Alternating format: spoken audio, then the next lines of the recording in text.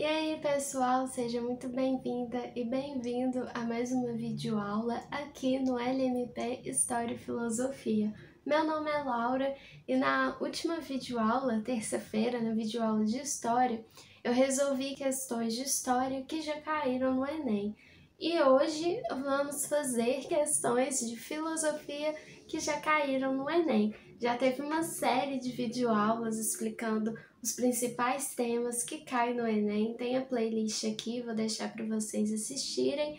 Então eu achei necessário resolver algumas questões também para ajudar você ainda mais a se preparar para essa prova tão importante que você vai fazer agora em novembro. Vamos lá? A primeira questão que eu peguei aqui, ela é de 2017. Uma conversação de tal natureza transforma o ouvinte. O contato de Sócrates paralisa e embaraça.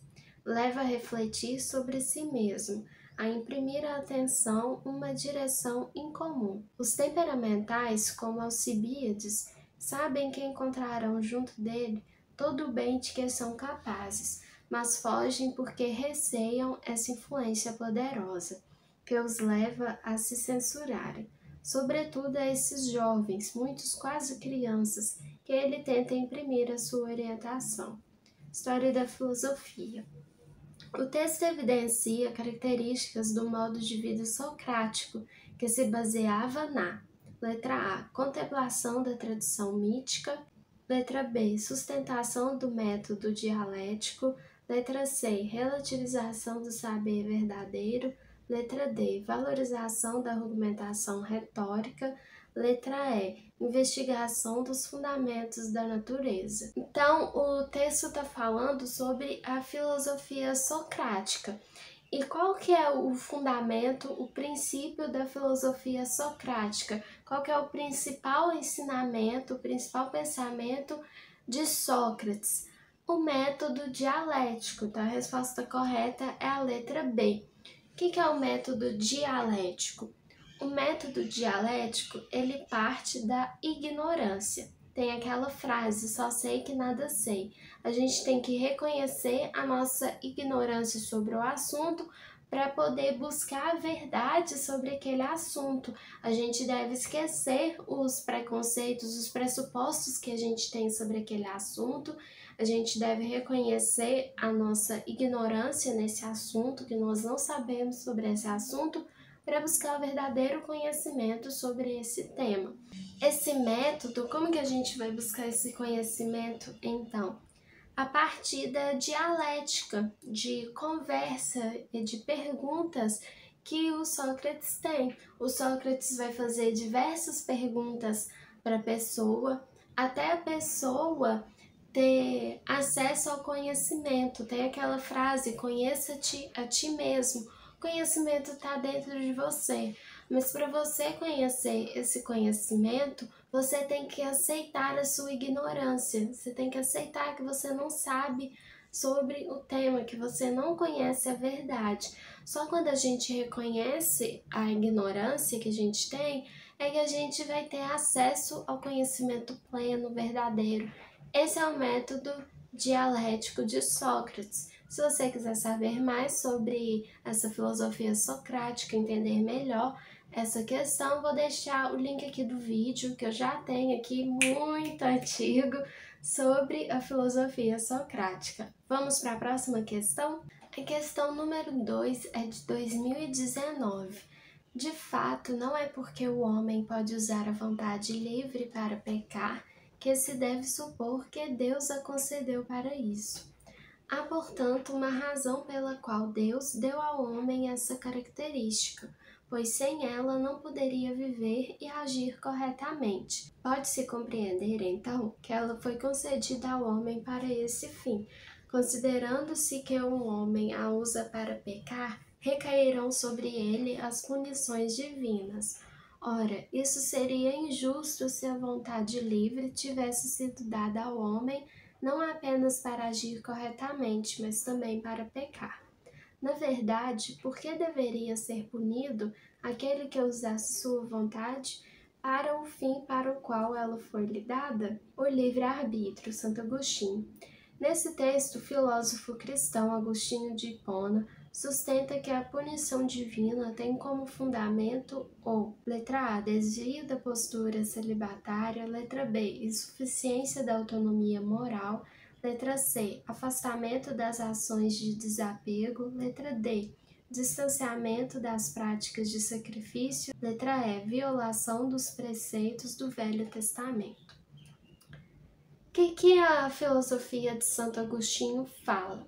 Ela fala que Deus deu livre-arbítrio para o homem, deu liberdade para o homem.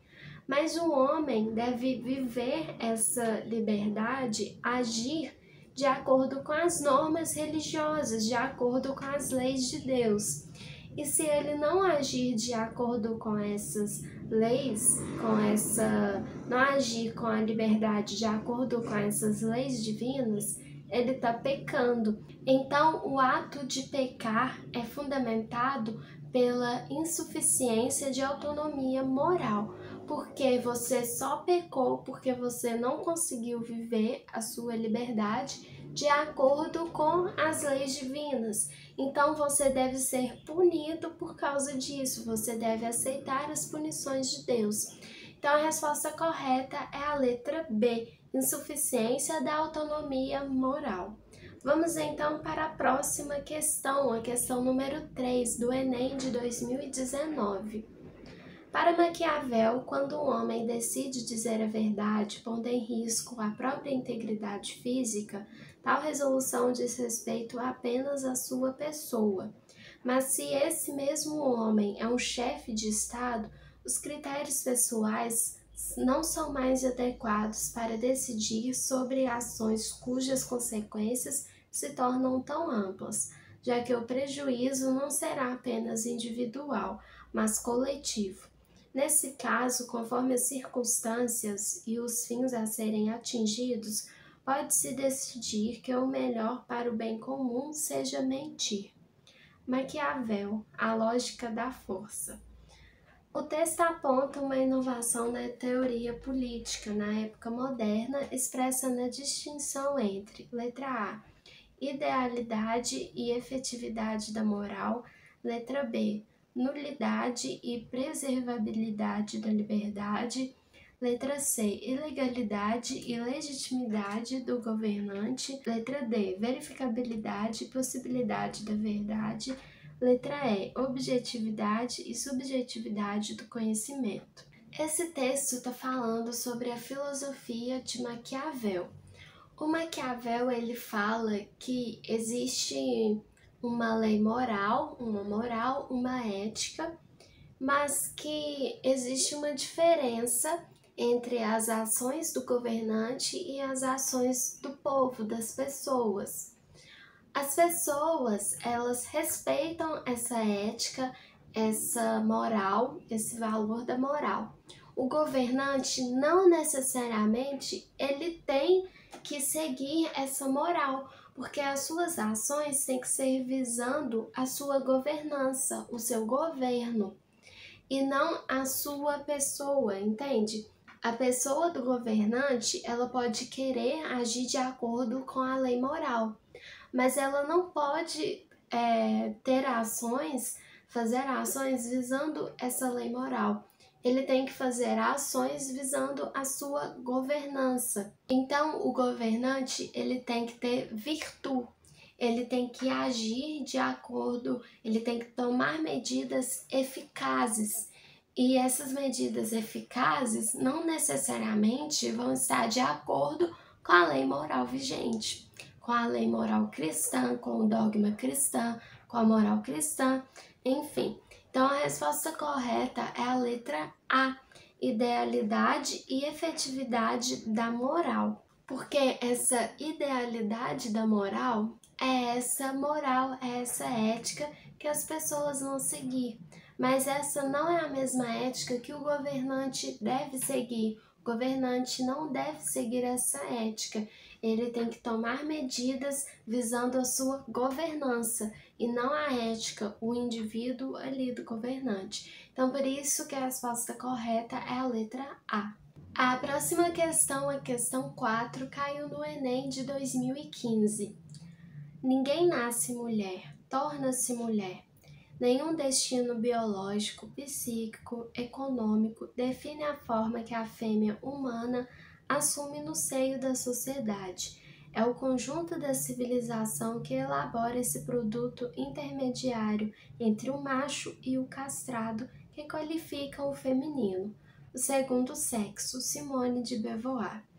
Na década de 1960, a proposição de Simone de Beauvoir contribuiu para estruturar o movimento social que teve como marca: letra A, ação do Poder Judiciário para criminalizar a violência sexual; letra B, pressão do Poder Legislativo para impedir a dupla jornada de trabalho; letra C, organização de protestos públicos para garantir a igualdade de gênero; letra D, oposição de grupos religiosos para impedir o casamento homoafetivo; letra E, estabelecimento de políticas governamentais para promover ações afirmativas. Essa questão ela traz para a gente um trecho do Segundo Sexo, uma obra de Simone de Beauvoir. Eu tenho um vídeo aqui no canal sobre esse texto e no inicinho do vídeo eu já dou a resposta dessa questão. Eu falo no vídeo que essa obra, O Segundo Sexo, ela foi muito importante para o movimento feminista da década de 60. Eu até falo que no momento que o texto foi publicado, esse livro foi publicado, ele foi alvo de muitas críticas, mas ele foi muito importante para o movimento feminista posteriormente, na década de 60. Eu até brinquei falando que O Segundo Sexo é a Bíblia do feminismo. Então essa obra foi muito importante para o movimento feminista, que busca, que visa a igualdade entre os sexos, a igualdade entre homens e mulheres. Então a resposta correta é a letra C, organização de protestos públicos para garantir a igualdade de gênero. Muito fácil essa questão. Vamos então para a questão de número 5, que caiu no Enem de 2019. Texto 1. Considera apropriado deter-me algum tempo na contemplação deste Deus todo perfeito, ponderar totalmente a vontade de seus maravilhosos atributos, considerar, admirar e adorar a incomparável beleza dessa imensa luz. René Descartes, Meditações. Texto 2. Qual será a forma mais razoável de entender como é o mundo? Existirá alguma boa razão para acreditar que o mundo foi criado por uma divindade toda-poderosa? Não podemos dizer que a crença em Deus é apenas uma questão de fé. Os textos abordam um questionamento da construção da modernidade, que defende um modelo. Letra A, centrado na razão humana. Letra B, baseado na explicação mitológica. Letra C, fundamentado na ordenação imanentista. Letra D, focado na legitimação contratualista. Letra E, configurado na percepção etnocêntrica. Então essa questão ela traz para a gente trechos de diferentes filósofos, mas eles estão abordando o mesmo tema. O que eles estão abordando? A questão de Deus, da fé. E eles dizem que o ser humano ele tem uma característica que é a razão, a racionalidade. E através da razão, o ser humano é capaz de perceber todas as criações divinas. O segundo texto, o texto 2, no final ele fala que a crença em Deus não é apenas uma questão de fé, né? A gente não pode dizer que a crença em Deus é apenas uma questão de fé, porque através da racionalidade a gente consegue conhecer, perceber a criação divina. Então a resposta correta é a letra A, centrado na razão humana. Essa foi a videoaula de hoje. Espero ter ajudado vocês um pouquinho, contribuído um pouco para os seus estudos para fazer o Enem agora em novembro. Espero que todos esses vídeos de revisão tenham ajudado. Bons estudos e vejo vocês terça-feira que vem para mais uma videoaula de História. Bons estudos e até mais!